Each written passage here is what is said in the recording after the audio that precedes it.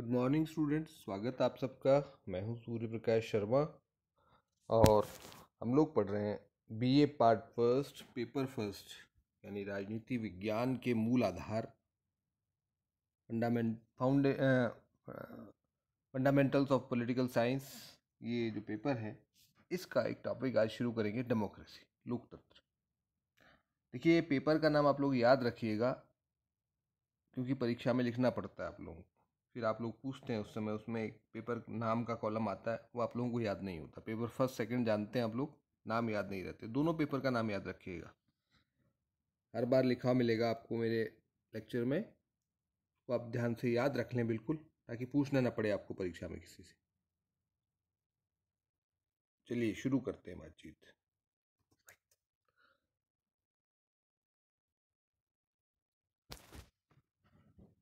देखिए, आज जो हम 21वीं शताब्दी में रह रहे हैं, लेकिन 20वीं शताब्दी से ही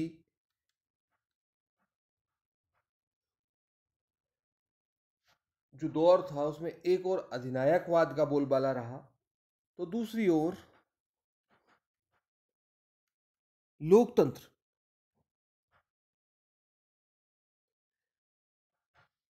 का भी बोलबाला रहा। और लोकतंत्र का बोलबाला अधिनायकवाद से कुछ ज्यादा ही रहा, इसी कारण इसको लोकतंत्र की शताब्दी भी कहा जाने लगा। अगर हम बात करें प्रथम विश्व युद्ध और द्वितीय विश्व युद्ध की, तो वो अधिनायकवाद का दौर था, जिसमें इटली, जर्मनी में जो है मुसोलिनी और हिटलर के नेतृत्व में तानाशाही पनपी, और दूसरे विश्व युद्ध के बाद भी बहुत सारे देशों में तानाशाही शासन स्थापित हुए। लेकिन लोकतंत्र का प्रभाव कंपैरेटिवली अगर हम देखेंगे तो ज़्यादा मिलेगा। और अगर 20वीं शताब्दी के अंत की बात करें, जब सोवियत संघ का विघटन हुआ 1991 में, तो वो एक तरह से तानाशाही का के खिलाफ लोकतंत्र की बहुत बड़ी जीत थी।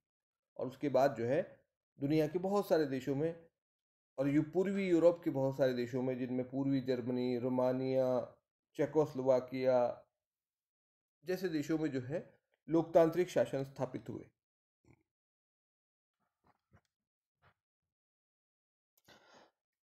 लोकतंत्र, उदारीकरण,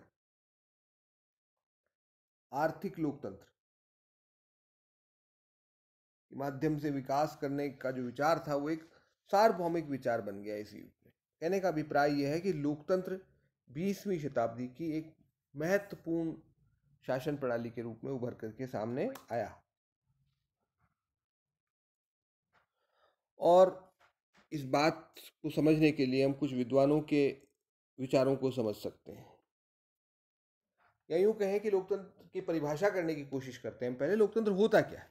हमने ये तो बात की कि लोकतंत्र बहुत फेमस रहा, हम सब जानते भी हैं, हम लोकतंत्र में जीते हैं। लेकिन जब बात परिभाषा की आती है तो हमें थोड़ी सी मुश्किल होती है। लोकतंत्र कहते किसको है?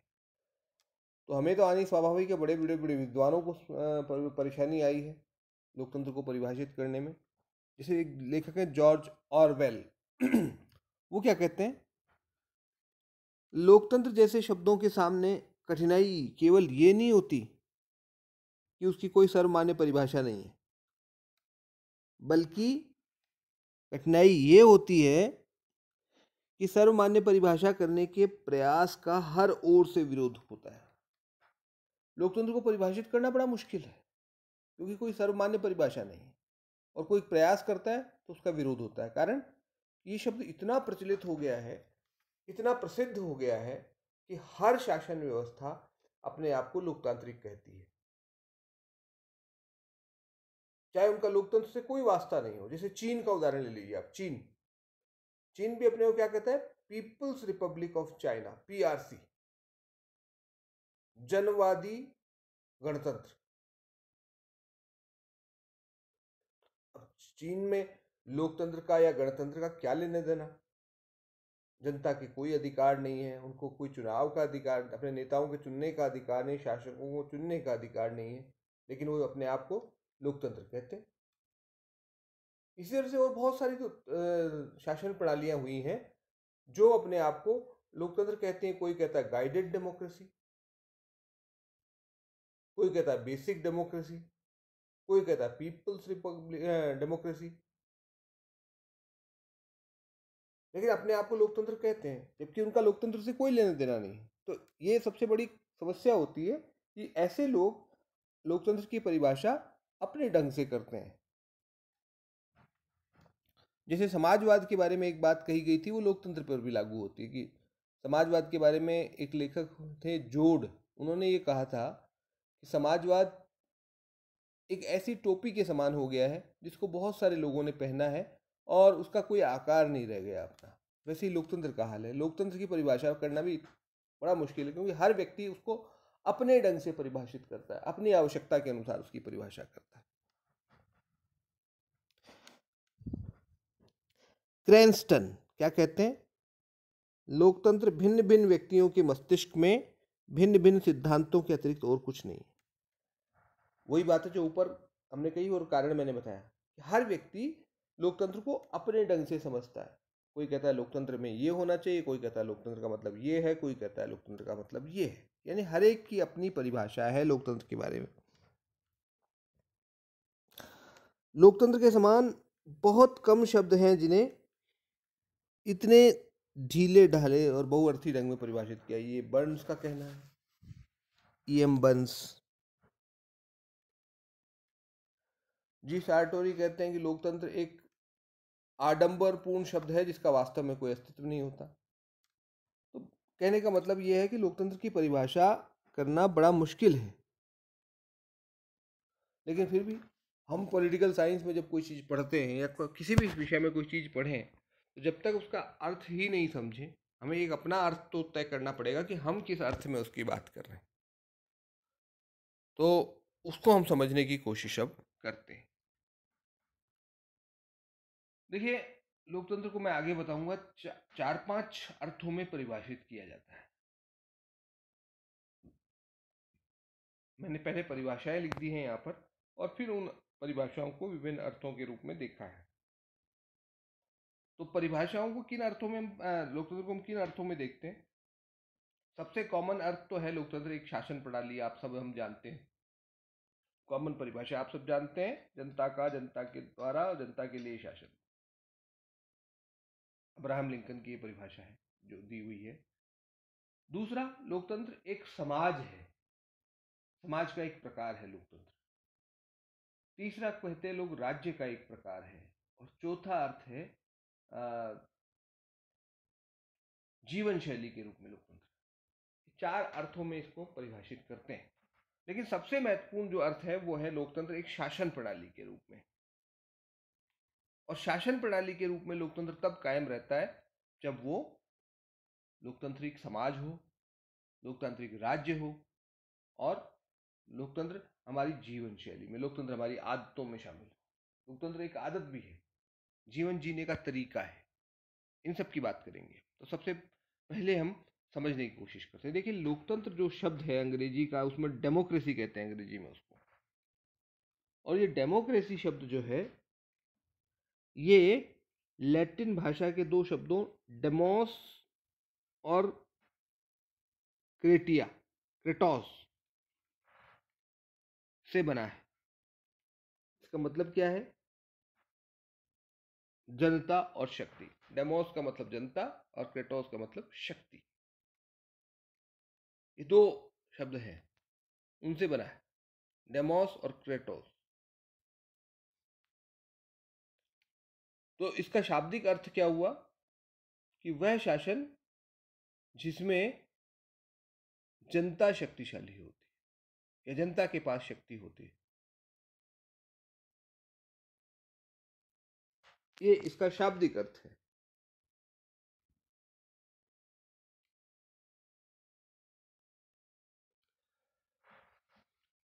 प्राचीन, वैसे लोकतंत्र का क्या होता है या किसी भी चीज का अर्थ जो है उस समय और परिस्थितियों पर निर्भर करता है।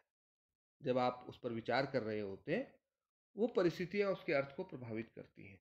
जैसे अगर हम प्राचीन समय की बात करें, यूनान लोकतंत्र का प्राचीन उदाहरण है। ग्रीस जिसको आजकल हम कहते हैं, यूरोपियन कंट्री है एक, बिल्कुल एशिया के नज़दीक का यूरोप का कंट्री है। तो वहाँ पर प्राचीन समय में लोकतांत्रिक शासन व्यवस्थाएं प्रचलित थी, लेकिन वो आज आधुनिक लोकतंत्र से बिल्कुल भिन्न था। अ, उस समय लोकतंत्र के बारे में कोई अच्छी राय नहीं रखी रखी गई थी। डेमोक्रेसी को एक शासन का एक विकृत रूप के रूप में देखा जाता था। अ, हमारे जो पॉलिटिकल साइंस के जन्मदाता है अरस्तु, उनके गुरु थे प्लेटो। प्लेटो ने क्या कहा था लोकतंत्र के बारे में? उनकी राय अच्छी नहीं थी। उन्होंने कहा मूर्खता और अज्ञानता का शासन है। क्यों कहा उन्होंने? क्योंकि उस समय ये माना जाता था कि शासन करने की योग्यता बहुत थोड़े लोगों में होती है। अधिकांश जनता में योग्यता नहीं होती है शासन करने की, अधिकांश में। प्लेटो ने जो है एक आदर्श राज्य का सपना देखा था, जिसमें योग्य दार्शनिक राजा का विचार उन्होंने दिया था। आप पढ़ेंगे थर्ड ईयर में आकर के। और वो दार्शनिक राजा कोई हजारों में एक होता है। ज़्यादातर लोगों को मानते थे कि वो मुफ्त हैं और अज्ञानी है, सॉरी, निर्धन है। इसी प्रकार का जो दृष्टिकोण है वो अरस्तु ने भी अपने दृष्टिकोण में रखा है। अरस्तु ने भी पॉलिटी के विकृत रूप में लोकतंत्र को परिभाषित किया है। अरस्तु ने लोकतंत्र को रूल ऑफ मैनी, बहुतों के शासन के रूप में परिभाषित किया था। रूल ऑफ मैनी, बहुतों का शासन, बहुत सारे लोगों का। लेकिन वो उन्होंने भी उसको शासन के विकृत रूप के रूप में परिभाषित किया लोकतंत्र को। यानी अरस्तु ने मोटे तौर पर शासनों को शासकों की संख्या के आधार पर शासन को परिभाषित किया। एक व्यक्ति का शासन है तो राजतंत्र होगा, या निरंकुश तंत्र होगा विकृत रूप होकर के। दो थोड़े व्यक्तियों का शासन है तो कुलीन तंत्र होगा या अल्पतंत्र होगा। कुलीन तंत्र अच्छा है, अल्पतंत्र बुरा है, रूप उन्होंने बताया। और बहुत से लोगों का शासन है तो वो पॉलिटी होगा या फिर लोकतंत्र होगा, डेमोक्रेसी होगा। तो डेमोक्रेसी को उन्होंने खराब अर्थ में परिभाषित किया था। आगे हम बढ़ते हैं। अब हम बात करते हैं कुछ आधुनिक परिभाषाओं की लोकतंत्र के बारे में। सीले सीले क्या कहते हैं? लोकतंत्र वह शासन है जिसमें प्रत्येक व्यक्ति का हिस्सा यानी भाग होता है। यानी लोकतंत्र ऐसा शासन है जिसमें हर व्यक्ति भाग लेता है, कहने का अभिप्राय है। ये सीले की परिभाषा है और आधुनिक परिभाषाओं में हम इसको मानते हैं। Next, Dicey. ये एक ब्रिटिश विद्वान हुए हैं, इंग्लैंड के विद्वान हुए हैं, जिन्होंने रूल ऑफ लॉ यानी विधि का शासन की अवधारणा का प्रतिपादन किया था। उन्होंने भी परिभाषित किया लोकतंत्र को कि लोकतंत्र वह शासन है जिसमें जनता का अपेक्षाकृत बड़ा भाग शासन करता है। क्योंकि लोकतंत्र आपको पता है बहुमत का शासन होता है, तो जनता का अपेक्षाकृत बड़ा भाग शासन करता है। अल्पमत जो होता है उसके हिसाब से नहीं, बल्कि बहुमत के आधार पर शासन संचालित होता है। तो उस अर्थ में इन्होंने इसको परिभाषित किया है। आपको पता है कि जो ज़्यादा वोट पाता है वो जीतता है, और वही उसकी इच्छा अनुसार जिस पार्टी को ज़्यादा वोट सदस्य चुन करके आते हैं वो सरकार बनाती है। भारत में भी अगर हम बात करें तो लोकसभा में 545 सीटें हैं, उनमें से 273 जो पार्टी या गठबंधन ले आता है उसकी सरकार बनती है। उसकी द्वारा जो है निर्धारित नीतियों के अनुसार 5 वर्ष तक देश का शासन चलता है। तो यानी अपेक्षाकृत बड़े भाग की इच्छा अनुसार शासन चलता है। अब्राहम लिंकन की सबसे महत्वपूर्ण परिभाषा जिसकी मैं बात कर रहा था, जनता का, जनता के द्वारा, जनता के लिए शासन। इसमें थोड़ा सा क्रम बदल गया है, लेकिन एक्चुअली ये है जनता का, जनता के द्वारा और जनता के लिए शासन। Rule of the people, by the people, for the people. ठीक है। लॉर्ड ब्राइस क्या कहते हैं? शासन का वह प्रकार जिसमें राज्य में शासन करने की शक्ति किसी वर्ग अथवा वर्गों में निहित न होकर संपूर्ण समाज में निहित होती है। लॉर्ड ब्राइस कह रहे हैं। ये भी कहने का अभिप्राय है कि शासन करने की शक्ति अगर किसी व्यक्ति विशेष या वर्ग विशेष में निहित न होकर के संपूर्ण समाज में निहित हो तो हम उसको डेमोक्रेसी कहते हैं। यही होता है हमारे यहाँ ज़्यादातर हम देखते हैं। शासन करने की शक्ति किसी व्यक्ति विशेष में नहीं होती है, बल्कि समाज में निहित होती है, संपूर्ण समाज। ये जो परिभाषाएं हमने देखी, ये सब लोकतंत्र को एक शासन प्रणाली के रूप में परिभाषित करती है। दो तीन परिभाषाएं आपको जरूर याद होनी चाहिए इस रूप में। मुख्य रूप से लोकतंत्र एक शासन प्रणाली है। मैं आपसे कह रहा हूं, लोकतंत्र के बाकी अर्थ भी हैं, लेकिन उसका प्रमुख अर्थ है कि लोकतंत्र एक शासन प्रणाली है। आगे हम बढ़ते हैं। अब हम बात कर रहे हैं लोकतंत्र एक राज्य के प्रकार के। राज्य के प्रकार के रूप में केवल एक परिभाषा दी है मैंने आपको, क्योंकि वो पर्याप्त है और वो इतनी बड़ी है, आप देख रहे हैं। वो भी, उसको भी समझ लीजिएगा आप लोग, रटने की जरूरत नहीं है। मैं आपको बता देता हूँ, जो पिछली परिभाषाएं उनमें से दो तीन परिभाषाएं आपको याद रहनी चाहिए, और वो आसान है। जिसमें आपको अरस्तु या प्लेटो की परिभाषा तो आपको सिर्फ नहीं याद नहीं रखना है, बाद की जो परिभाषाएं सीले हैं, ब्राइस हैं, इनमें से कोई परिभाषाएं आप लोग एक अब्राहम लिंकन तो खैर याद रहती है आपको, उसको तो याद करनी ही नहीं पड़ेगी आपको। उनमें से एक दो परिभाषाएं आप लोग याद कर लीजिए। तो हम राज्य के रूप में लोकतंत्र की बात कर रहे हैं। हर्नशॉ क्या कहते हैं? एक लोकतंत्र वह राज्य है जिसमें प्रभुत्व शक्ति संपूर्ण समाज में निहित होती है। ये जो बात कही थी पिछली परिभाषा में, लगभग वैसी ही बात है। लॉर्ड ब्राइस जो कह रहे हैं वो भी यही बात है। लॉर्ड ब्राइस को भी हम इस श्रेणी में रख सकते हैं, लेकिन उन्होंने शासन शब्द का प्रयोग किया है, इसलिए हमने उसको नहीं रखा यहाँ पर। तो वो क्या कह रहे हैं? हर्नशॉ, एक लोकतंत्र वह राज्य है जिसमें प्रभुत्व शक्ति यानी शासन करने की शक्ति संपूर्ण समाज में निहित होती है। सार्वजनिक मामले अंतिम रूप में उसी के नियंत्रण में होते हैं, संपूर्ण जनता के नियंत्रण में होते हैं सार्वजनिक मामले, जो सबसे संबंधित सार्वजनिक मामले यानी जो सबसे संबंधित होते हैं, तथा वही निर्णय करता है कि किस प्रकार की शासन व्यवस्था स्थापित की जाए। यानी संपूर्ण समाज ही तय करता है कि शासन का रूप प्रकार कौन सा। एक राज्य के प्रकार के रूप में लोकतंत्र केवल शासन का प्रकार ही नहीं है, बल्कि सरकार को नियुक्त करने, उस पर नियंत्रण रखने तथा उसे पदच्युत करने की प्रणाली भी है। राज्य के रूप में क्या है? सरकार को नियुक्त करने, उस पर नियंत्रण रखने और पदच्युत करने की प्रणाली। केवल सरकार को चुनने की प्रणाली नहीं है ये, चुनने के अलावा भी काम है, हटाने का तरीका भी है, उस पर नियंत्रण रखने का तरीका भी है।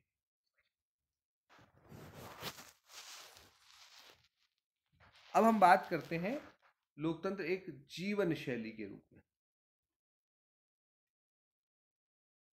अच्छा, इससे पहले मैं समाज की बात भी कर लूं। मैंने इसमें कोई परिभाषा नहीं दी है, समाज का भी मैंने आपसे जिक्र किया था। लोकतंत्र एक समाज के रूप में, यहां जीवन शैली पे हम आ गए सीधा। लोकतंत्र एक समाज भी है, वो समाज जिसमें सबको बराबरी की दृष्टि से देखा जाता है। हालांकि जीवन शैली में जब हम बात करते हैं तो समाज का प्रकार भी शामिल हो जाता है। लोकतंत्र वह समाज है जिसमें जन्म से कोई छोटा बड़ा नहीं होता, सब बराबर होते हैं, भाईचारा होता है जहां आपस में।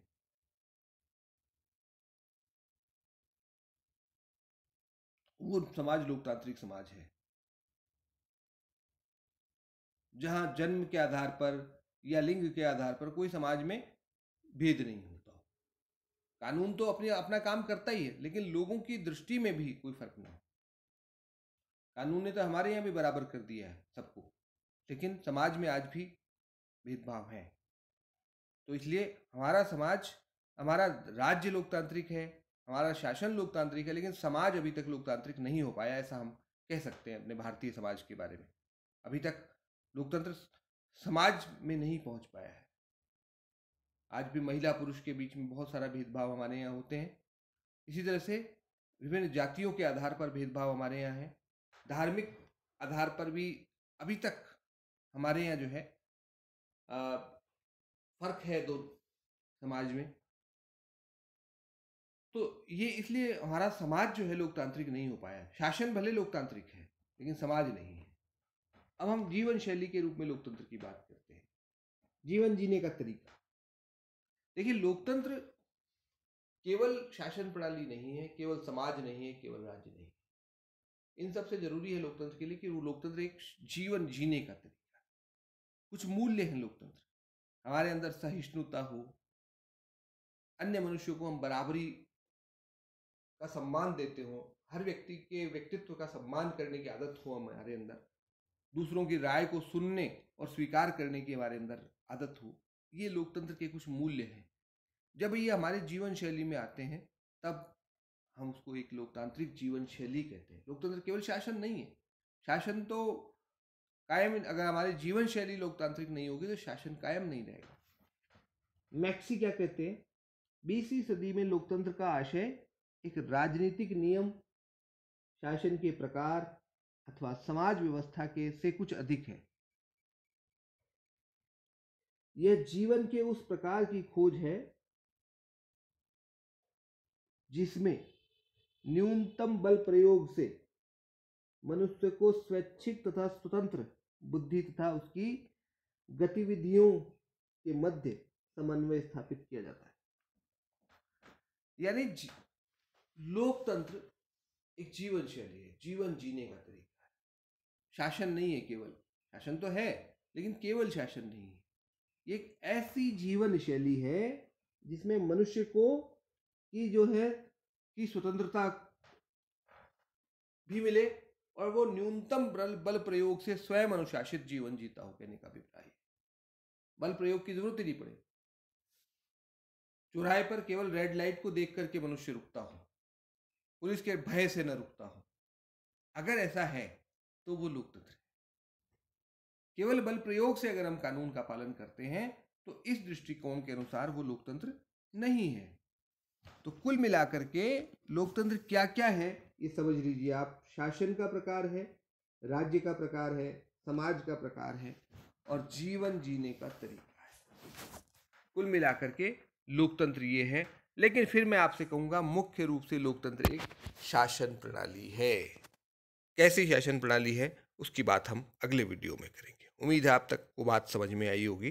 धन्यवाद।